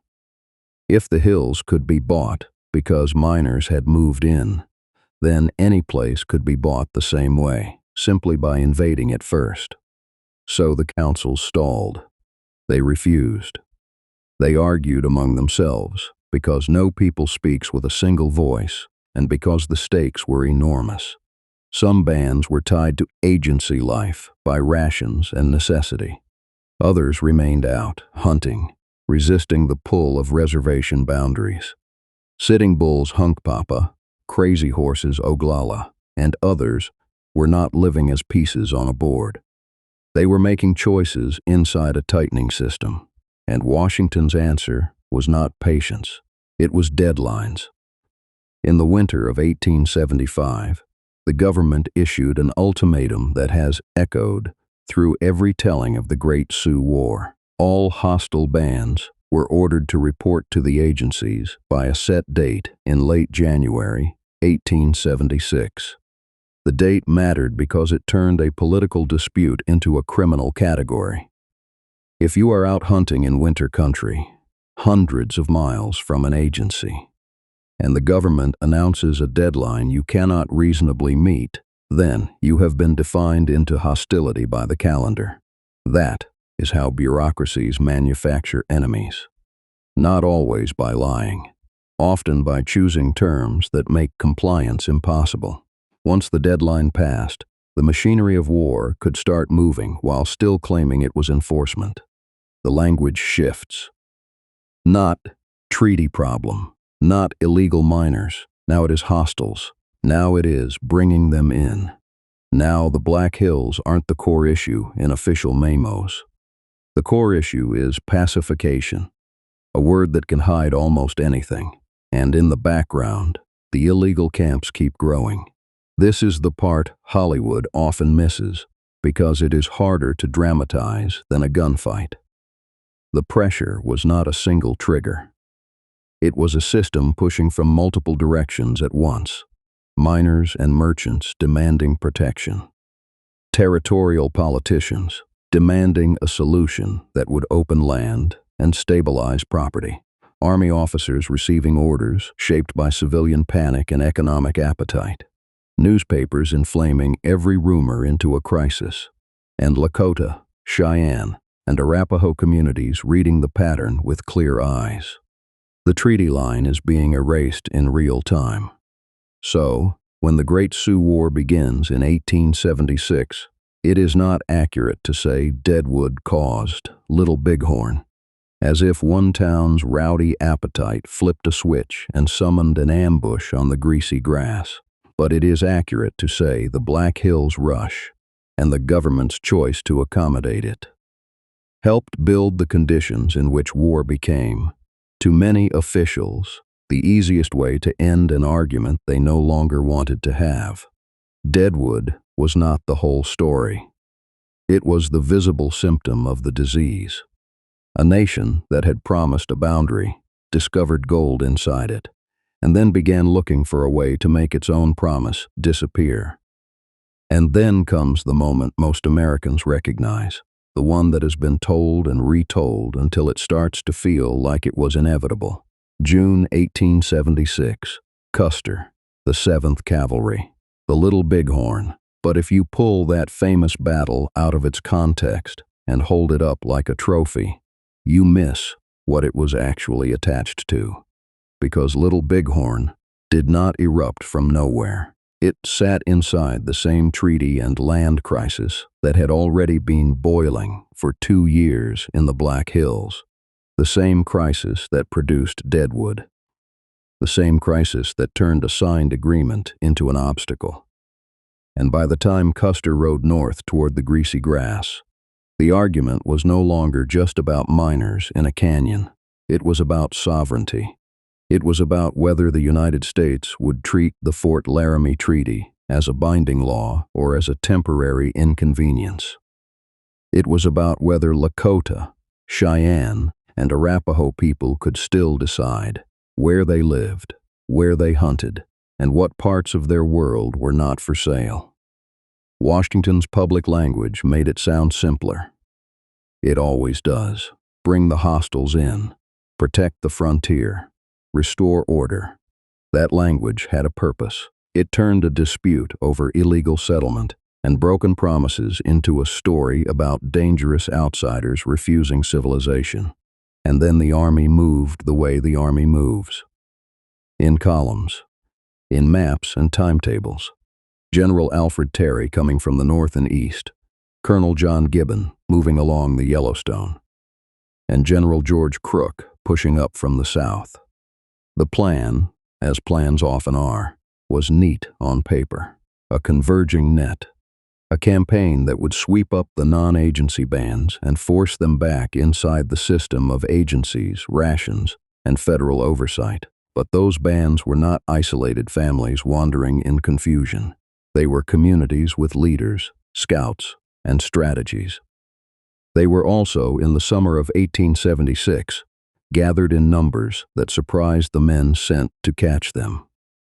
That gathering is often described, in American memory, as if it was an army camped for battle, waiting for Custer like a trap. It was something else. It was a large village, swollen by the season and the moment, Lakota and Northern Cheyenne, and some Arapaho, people who had come together because pressure was tightening across the plains. Some came because they refused to be penned in. Some came because the treaty line was being erased and they could see what was coming next. Some came because you do not face a crisis alone if you can face it with relatives and allies. And yes, there were warriors there. There had to be. When soldiers are riding toward your families, peace is not just a word. It is a security question. What happened at the Little Bighorn became famous in the United States for reasons that had almost nothing to do with the Black Hills. It became famous because it was a shock, because it was clean, in the way tragedies can be clean to tell.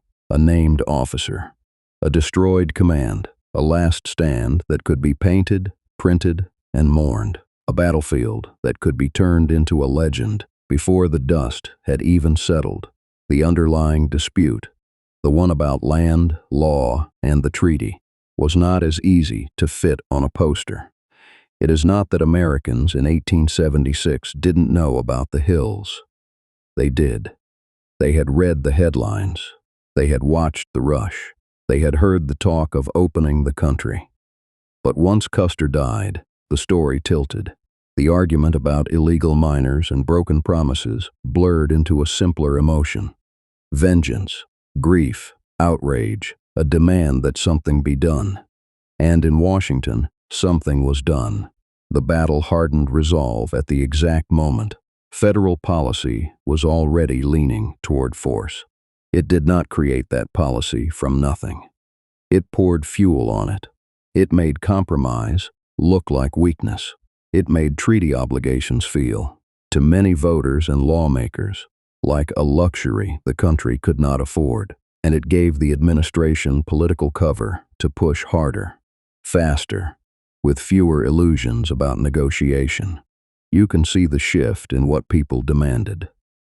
Before Little Bighorn, there were still arguments, cynical arguments, but arguments about buying the hills, leasing the hills, finding a lawful way to do what the miners had already started. After Little Bighorn, the public mood did not turn toward enforcing the treaty by removing Americans from Deadwood. It turned toward punishing the people who had defended their autonomy. That is the larger crisis in miniature. The United States had allowed an illegal gold rush to transform the Black Hills. It had issued a deadline that redefined independent bands as criminals. It had sent an army to compel surrender. Then, when one part of that army was destroyed, the country treated the battle not as a warning about the consequences of policy, but as proof that the policy had to be completed. So, Little Bighorn becomes, in the national memory, a single dramatic clash, but on the ground it functioned like a hinge. After it, the war did not become more just. It became more determined. The pressure that had begun with gold and trespass and Deadwood's multiplication did not ease. It intensified. The same appetite that had made the treaty line blur in the Black Hills now demanded a final answer on the plains. And the answer, Washington to move toward, was not, how do we keep our promise? It was, how do we change the rules so we don't have to? And changing the rules is exactly what Congress did. In 1877, Congress changed the treaty terms, and the Black Hills were no longer reserved for Lakota absolute and undisturbed use. That sentence sounds clean, almost administrative, as if someone simply updated a map. But what it meant, in plain terms, was that the strongest promise in the Fort Laramie Treaty, this idea that the hills would be protected country, not open to settlement, not open to mining, not open to purchase by pressure, was treated as something Congress could revise when it became inconvenient. It is important to say this carefully. The Fort Laramie Treaty of 1868 was not a gentleman's handshake. It was a federal agreement. It was printed, signed, filed. It drew a line and called it law. It used the kind of language the United States uses when it wants to sound final. Absolute and undisturbed use and occupation. No unauthorized persons permitted. Changes only with the agreement of a supermajority of adult male Lakota. And then the hills filled with miners anyway.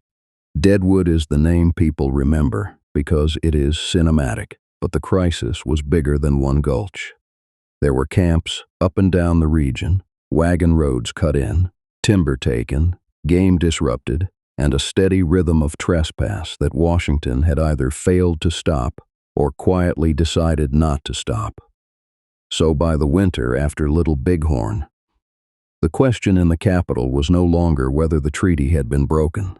It had been. The question was whether the government was going to admit that reality by enforcing the treaty against its own citizens, or whether it would use its political power to make the break permanent. The military campaign of 1876 and 1877 matters here because it changed the leverage. The Great Sioux War did not end at the Little Bighorn. It dragged through seasons of pursuit, hunger, and freezing marches. The army pushed hard. Non-agency bands were chased. Horses were taken. Families were worn down. Some leaders crossed into Canada. Others came into the agencies because the alternative was starvation. And once enough people were inside the ration system, the government had a new tool that did not require cavalry. It had food. This is where the story turns from battlefield drama to paperwork that can destroy a nation just as effectively. Federal commissioners met with Lakota leaders under conditions that were never equal. Rations were controlled. The agencies were controlled. The interpreters and the schedules and the entire setting were controlled. And the offer on the table was not really an offer. It was a demand, dressed up as negotiation. Cede the Black Hills. Give up the unceded hunting territory. Accept new boundaries. Move toward farming. Depend on what the government issued, or the rations stop. Some Lakota leaders refused. Some argued. Some tried to hold the treaty language in their hands like a shield and remind the commissioners that the United States had promised. But the promise was now facing something it could not easily withstand. A flood of settlers who believed they had a right to be there, and a Congress that was hearing from those settlers every day. By early 1877, that pressure had matured into legislation. The result is often called the Act of 1877, sometimes the sell or starve law in the way Lakota people later described the conditions around it. However you name it, the effect was the same. Congress took the Black Hills and rewrote the arrangement so that what had been treaty-guaranteed Lakota country became, in federal policy, land opened to American control. This is the turning point, not because it was the first broken promise. There had been broken promises before. It is the turning point because it put into law the idea that the United States could sign a treaty with a native nation, fail to uphold it, and then, when the consequences of that failure became politically uncomfortable, simply change the terms. The political power overrode earlier promises, and it did so with a kind of blunt certainty. The hills were valuable. The miners were not leaving.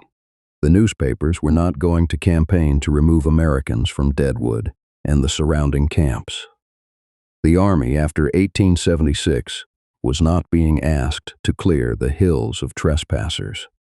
It was being asked to clear the plains of resistance. So the government chose the path of least resistance in one direction and the path of greatest force in the other. And then there is what that act meant on the ground for Lakota land, rights, movement, and survival. The Black Hills were not just real estate. They were a center place, a source of ceremony and story, a geography tied to identity. Taking them was not simply shrinking a reservation on paper. It was cutting out something living.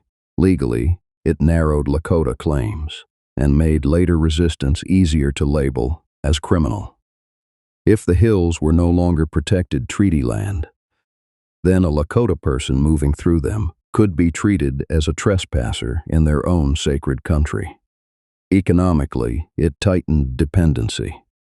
The more the land base shrank, the harder it became to sustain hunting, to sustain movement, to sustain the old seasonal patterns that had kept communities resilient. And, politically, it signaled a future. If the Black Hills could be taken, after a treaty promised they would not be, then any other promise could be temporary too. This is where the gap between the treaty language and the reality becomes impossible to ignore, because the treaty had said, absolute and undisturbed. The reality was disturbed, and then it was made official. The treaty had imagined the United States as an enforcer of its own boundary. The reality was that the boundary became negotiable the moment gold and votes and headlines pressed hard enough, and it is worth sitting with the timing. The law comes after Little Bighorn, after the public anger, after the renewed military push, after the agencies fill, after hunger becomes a weapon, after the possibility of enforcing the treaty against miners has been politically abandoned. It is not a story of a sudden discovery. It is a story of a decision. Deadwood, in the popular imagination, is a wild town where the law limps in late, where figures like Wild Bill Hickok and Calamity Jane wander through a kind of American fever dream. But the deeper law story is this. Congress did not bring order to Deadwood by honoring the treaty. It brought order by erasing the treaty's protection of the land Deadwood sat near. And once that happened, the war for the hills shifted into something even longer than armed conflict. It became a fight over whether words written in 1868 still meant what they said. And that fight did not end when the shooting stopped. It moved into petitions and delegations, into letters written in English to men in offices thousands of miles from the hills, into hearings where Lakota leaders were expected to speak about sacred ground as if they were negotiating a price per acre. For decades, the United States treated the 1877 taking as settled. The Black Hills were in American hands. The mining claims had become property. Towns, like Deadwood, had gone from illegal camps to names on official maps. And the treaty language. The absolute and undisturbed promise was treated like an old document from a different era, inconvenient to modern progress. But the Lakota did not forget what had been promised, and they did not forget how it had been broken. The legal aftermath is long and easy to lose in. It runs through the early 1900s and into the mid-century, through the Indian Claims Commission after World War II, through arguments about whether a court can even hear a case that is, at its core, about a treaty and a nation. And then, generations later, it arrives at a name that sounds as clean and distant as any law school casebook title: United States v. Sioux Nation. This is where the American system did something rare. It looked back at the Black Hills question and, in a formal way, admitted that the story Congress told itself in 1877 did not make the moral and legal problem disappear. In 1980, the United States Supreme Court later held in United States v. Sioux Nation that the taking of the Black Hills was a compensable taking under the Fifth Amendment. Those words matter. Compensable taking. Fifth Amendment. In the language of the United States, it meant this was not simply a political decision that courts had to shrug at. It was not just a treaty dispute brushed aside as history. The court treated it as a taking of property for which compensation was due. And it did not do it with romance. It did not speak in the language of sacred hills and broken spirits. It spoke in the language the American government respects most when it is forced to respect anything at all. It spoke in the language of liability. The court's reasoning, boiled down, was brutal in its simplicity. The government had promised the hills by treaty. It had failed to keep unauthorized people out. It had then used that failure and the pressure it created to force an arrangement that was not the kind of voluntary cession the treaty required, and it had sealed it with an act of Congress. In other words, the promise was not honored, and the fix was not consent. The fix was power, so the Supreme Court said. If the United States is going to take, then it must pay. The remedy in that system was money. The remedy was interest. The remedy was a judgment that could be calculated, deposited, and closed. But notice what the ruling did not say. It did not say the hills should be returned. It did not say the Act of 1877 was undone. It did not say the treaty boundary line reappears on the map and the miners vanish back down the gulches. The Supreme Court can declare a taking compensable. It can order payment. It can acknowledge that a wrong occurred in terms that fit the Constitution, but it cannot reach back and rebuild what was destroyed on the ground. It cannot restore a relationship that was shattered when treaty words were treated as temporary, and that is where the legal victory becomes, for many Lakota people, something complicated, even bitter, because money can be a recognition and also a trap. If you accept payment, the other side can call it closure. They can say, "We paid, we settled, we did what the law requires. Now it is over." But if what was taken was not simply land, if it was a center place, a living geography tied to ceremony, to origin stories, to identity, then a check is not the same thing as justice. And the deeper issue beneath United States v. Sioux Nation is not a technical dispute about valuation. It is about sovereignty. It is about whether a treaty is the word of a nation or the suggestion of a weaker party. It is about whether the United States can break a promise, rewrite the consequences into legislation, and then, a century later, treat the harm as something that can be converted into dollars. The case connects directly back to that 1868 language, that confident federal tone. Absolute and undisturbed use and occupation. No unauthorized persons permitted. Changes only with agreement. And it connects back to 1877. to the moment Congress decided that a flood of miners and the political weight behind them mattered more than the earlier pledge. In that sense, the Supreme Court ruling is not an ending. It is an American admission that the method used to take the hills did not fit the rules the United States claims to live by, but it is also proof of the limits of American law, when the thing being argued is not merely property, but a nation's relationship to a place. The court could measure a taking. It could not measure what it means to be told, for generations, that your most sacred land is now someone else's opportunity. So the story that began with a treaty line and a rush of illegal settlement arrives, a century later, at a courtroom conclusion that still leaves the central question untouched. If the hills were promised and the promise was broken, what does justice look like? In the United States system, the answer is often money. For the Lakota, the answer has often been something else. And that is why, even after the highest court in the country said the taking was compensable, the Black Hills question did not go quiet. It became, in a new way, louder. And here is the part that many Americans hear once and then misunderstand for the rest of their lives. The Sioux Nation refused the money. Not because they did not know what it was, not because they did not understand how much it was. The numbers were not small, and with interest the fund would grow larger year after year. Sitting there like a monument made out of arithmetic, they refused it because accepting it would have meant something more than getting paid.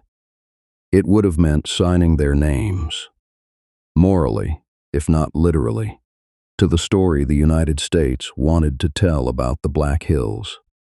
The story where the taking was wrong, yes, but it was also finished. The story where a check turns a seizure into a transaction, and a great many Lakota people have never accepted that the Black Hills were legitimately sold in the first place. Go back to the moment the United States likes to treat as the settlement. The 1877 Act. Congress called it an agreement, but the treaty standard in 1868 was not ambiguous. It required the consent of 3/4 of the adult male population of the Sioux, a high bar meant to prevent exactly the kind of coerced cession that frontier pressure could produce. The government did not meet that bar in any clean way historians agree on. Instead, it created hunger, created dependency, and then offered a choice that was barely a choice at all. So when the Supreme Court, more than 100 years later, says the taking was compensable, it is speaking an American legal language. It is saying, if you can't undo it, you can at least pay for it. But the Lakota answer has often been, we are not selling, because that is what acceptance would look like to the outside world. That is how it would be used, not as an apology, not as a confession, as a receipt. And receipts, close accounts. In American property law, a taking becomes clean when it becomes compensated. The injury becomes quantified. The injustice becomes a line item. You can put it on paper and file it away. You can say the system worked. Eventually, you can tell school children that the courts fixed it. But there is a difference between compensation for property and the meaning of homeland and sacred land. The Black Hills are not just acreage, not just timber, not just mineral rights and scenic overlooks. In Lakota thought they are a center place, Paha Sapa, bound up with origin, ceremony, burial, and the kind of belonging that is not portable. A person can be forced out of a town and still remember the street names. A people can be forced out of a sacred geography and lose something that does not come back when the money clears. Even the language the United States used reveals the gap. The court could talk about market value. But what is the market value of a place that is not supposed to be on the market? And there is another layer, one that cuts straight into politics. If the Sioux Nation takes the money, then the United States can say, the matter is settled. Not just legally, but morally. It becomes easier to dismiss every future demand as nostalgia or agitation. It becomes easier to say, you had your chance, you took the deal. Refusing the money kept the question open in the most stubborn way possible. It forced the country to sit with an unresolved fact. The most famous gold rush town in the northern plains, the place we package into legend, Deadwood, exists inside a dispute that was never truly ended. The refusal is sometimes described, especially in casual conversations, as unrealistic. People say, what do they want? To evict everyone? To erase states? To reverse time? But that question has its own assumption hidden inside it. It assumes the only imaginable outcomes are total return or total surrender. It assumes there is no space between an 1870s seizure and a modern map. Lakota leaders who talk about the hills today are not all saying the exact same thing, and they do not all propose the same path. But a central point has remained steady for generations. The goal is the return of the land, not a price for it, because a price for it accepts the premise that it can be priced, and because the way it was taken matters. The hills were not lost in a fair contest. They were not ceded by a free, informed electorate of a sovereign nation. They were taken under the pressure created by illegal settlement, backed by federal refusal to enforce its own treaty obligations, followed by Congress changing the rules to match the facts on the ground. In that kind of story, money does not feel like justice. It feels like the final step in a long process of turning a promise into a commodity. The irony is that the Supreme Court ruling, meant to close the file in one sense, helped keep it open in another. It put an official American stamp on what Lakota people had been saying since the 1870s. This was not handled the way it was supposed to be handled. The government did not protect the treaty line. It did not stop the miners. It did not negotiate in good faith once the rush began, and when it could not get what it wanted by consent, it got it by statute. So, the money sits, and the refusal becomes its own form of testimony. A continuous, quiet statement made year after year. We do not consent. And it drags the 19th century into the present, not as a reenactment, but as a living dispute, because the Black Hills are not dead history.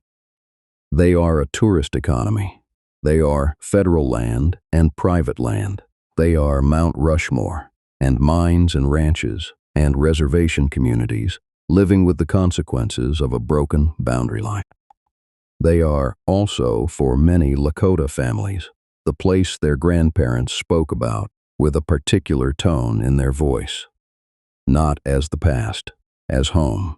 So when people ask why the money was refused, the simplest honest answer is this: the Sioux Nation refused the compensation awarded and continued to seek return of the land, because the case was never only about dollars. It was about whether the United States can take a sacred homeland, call it progress, and then later offer payment, as if that transforms theft into purchase. They refused because some things, in their view, cannot be sold and should never have been offered for sale. They refused because accepting would have helped the United States tell a comforting story. That the system corrected itself, that the West's ugliest bargains can be balanced by interest payments. And they refused because as long as the money is refused, the Black Hills question stays alive.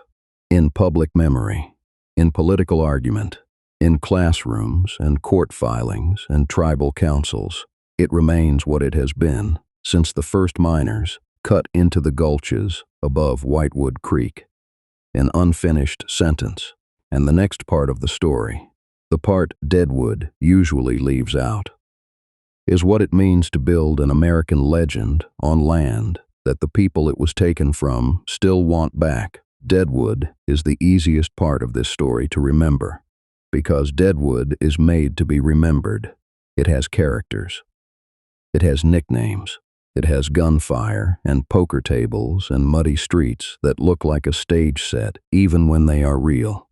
It has Wild Bill Hickok, who arrives already famous and dies in a way that feels like a writer planned it. It has Calamity Jane, who has been rewritten more times than almost anyone in the 19th century West. It has saloons with names you can print on a souvenir shirt. And because it is so easy to sell, it becomes the doorway. For a lot of Americans, it becomes the whole house, the HBO version and the tourist version, and the general Old West version of Deadwood tends to treat the town like it sprang up out of pure human appetite, gold, whiskey, vice, ambition, and that everything else is background texture. A distant Indian war, a vague frontier danger, a few scenes of cavalry somewhere beyond the ridgeline. But the deeper history of Deadwood is not just that it was rough. It is that it was not supposed to be there. The famous image of Deadwood often leaves out the simplest legal fact of its birth. The town grew from illegal occupation of treaty-protected indigenous land, not disputed land, not unclaimed land, not open country, treaty land. The Black Hills promised in 1868, written on paper in an American legal language. The United States understood perfectly well when it signed it. That missing sentence changes everything, because if you put it back in, then Deadwood stops being only a story about outlaws and entrepreneurs. It becomes a story about a boundary that was broken and then treated as if it had never mattered. It becomes a story about federal power deciding, in practice, that the treaty line would be enforced only until it became inconvenient. And that is the part popular memory has trouble holding. It is easier to remember a town full of colorful sinners than to remember the bureaucratic mechanics of how a sacred homeland is turned into a mining district. It is easier to quote a one-liner from a TV character than to quote the actual terms of an agreement. It is easier to laugh at the absurdity of a boomtown jury than to sit with the fact that the jury, the town, the claims, the deeds, the payrolls, the whole machine of Deadwood is sitting inside a violation. Deadwood becomes entertainment because it is framed as chaos, mud and murder and improvisation, men making rules up as they go. The joke is that there is no law, but there was law. There was a treaty, and the treaty was law until it wasn't. If you want to understand what Deadwood leaves out, listen to what the legend emphasizes. The legend emphasizes individual choices, Jack McCall's jealousy, Hickok's bad luck, a dealer's hand, a shot from behind. Those are human details, and they are real, but they are not the foundation. The foundation is the decision, made by thousands of people, one shovel at a time, that the hills would be taken because they could be taken. That decision did not require every miner to hate the Lakota. Most of them probably did not think of themselves as villains at all. They thought of themselves as desperate, or lucky, or simply late to the party and afraid the best claims would be gone.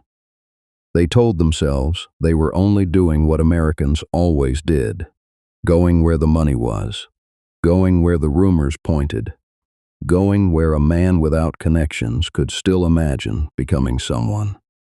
And that is exactly how a treaty dies in real life, not always with a speech, not always with an order, sometimes with the soft, constant pressure of ordinary people, making the same choice in the same direction, day after day, until the government looks at the facts on the ground and decides the paper is the thing that has to move. Deadwood, in other words, is a real boomtown. But it is also a symbol. It is the symbol of how gold acts on a nation. Gold makes men walk. It makes newspapers shout. It makes investors wire money across the country. It makes politicians become practical. It makes soldiers become escorts. It makes promises become complications. You can see it in the way the story was told at the time. The language shifts. The hills go from sacred and reserved to rich and wasted. The Lakota go from treaty partners to obstacles. The line between illegal and inevitable gets thinner every week. The gold keeps coming out of the creek beds. And once Deadwood exists, once you have a town, and families, and businesses, and graves, then the occupation starts to feel permanent to the occupiers. The fact that it began illegally becomes an awkward detail, something to be smoothed over by time. This is one of the oldest American tricks: turn a trespass into a community, and then call it cruel to question the trespass. Because look at all the people living there now. That is not a 19th century trick only. It is a human trick. It is how power makes itself feel normal. So when people say Deadwood is complicated, that is true. When they say it is messy, that is also true. But messy can become a hiding place. Messy can become a way to avoid saying plainly what happened. A treaty was signed. A place was promised. Gold was found. The promise became inconvenient. The enforcement faded. The miners moved in. The government tried to purchase what it had already promised not to take. When purchase failed, Congress changed the rules. The war came, not because Deadwood alone caused it, but because Deadwood was part of a larger pressure that made war more likely. One more weight added to the scale until the scale broke. That is the story the glamour version does not like, because it does not have a neat hero. It asks you to look at Deadwood and see not only a stage for individual drama, but also a machine connected to a national appetite. It asks you to notice that the Wild West we love is often built out of crimes that were later legalized. It asks you to think about who gets remembered as an outlaw and who gets remembered as a problem. And it pulls the Black Hills back to the center, where they belong. Because the hills are the point, not Hickok's hand, not the gem saloon, not the myth of a town where men reinvented themselves. The hills are the point, because the hills are what was wanted. The town is what happened when desire met a boundary and decided the boundary would move, and we are still living with that choice. If you visit Deadwood today, you can buy the legend in 100 forms. You can walk a street that has been repaved and restored and marketed, and you can feel the thrill of proximity to a story you already know. And then, if you let yourself, you can feel something else underneath it, a kind of unease. Because to remember the West, honestly, is to admit that the most famous places are often famous for the wrong reasons. They are famous not only for what happened there, but for what was taken to make them possible. So here is the unresolved question that hangs over Deadwood and over the Black Hills and over the country that keeps retelling this story. What does it mean to remember a place like this truthfully? Is it enough to admit, in the abstract, that injustice happened, and then go right back to celebrating the aesthetics of the boomtown? Is it enough to say, everybody suffered, as if suffering is a kind of equalizer, as if it erases who held power and who did not?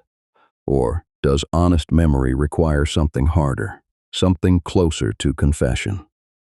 Because if Deadwood is a legend, then the Black Hills are the ledger, the place where the accounts still do not balance, the place where the money is still refused, the place where the treaty is still invoked, not as nostalgia, but as a claim. And once you see that, Deadwood stops being the end of a story. It becomes what it always was, a symptom. Deadwood is the symptom. The hills are the cause.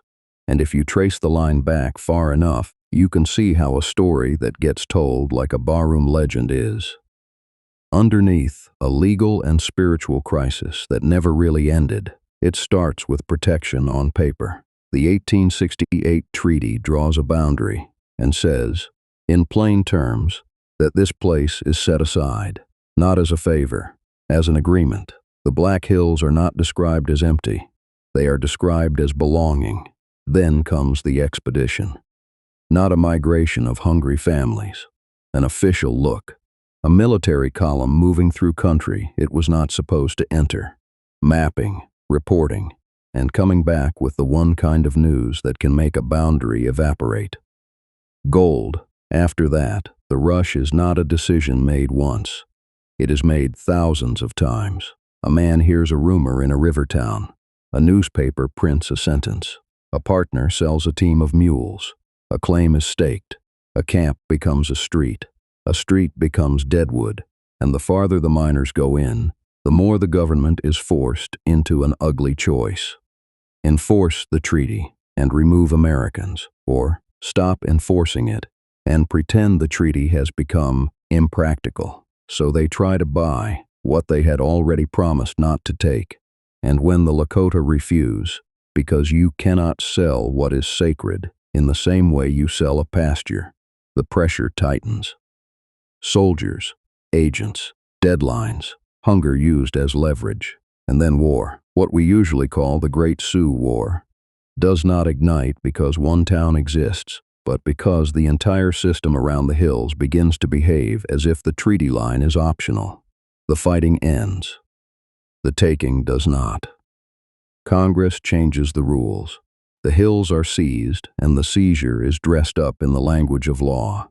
And then, generations later, the case reaches the Supreme Court, and the court says, in effect, yes, this was a taking. Money is offered as payment. The money is refused because accepting it would turn a theft into a transaction. That is the journey. Treaty protection to expedition. Expedition to rush. Rush to boomtown. Boomtown to war. War to seizure. Seizure to a legal afterlife. And this is why Deadwood makes more sense when you see it through the Black Hills, and not through frontier legend alone. The famous town is real. The gunfighters are real. The mud is real. But the deeper story is the land beneath it, and the promise beneath that. If you've made it this far, like the video, subscribe, and tell me in the comments where you're listening from. And when you think of Deadwood now, ask yourself which is louder in American memory, the town or the land it stands on.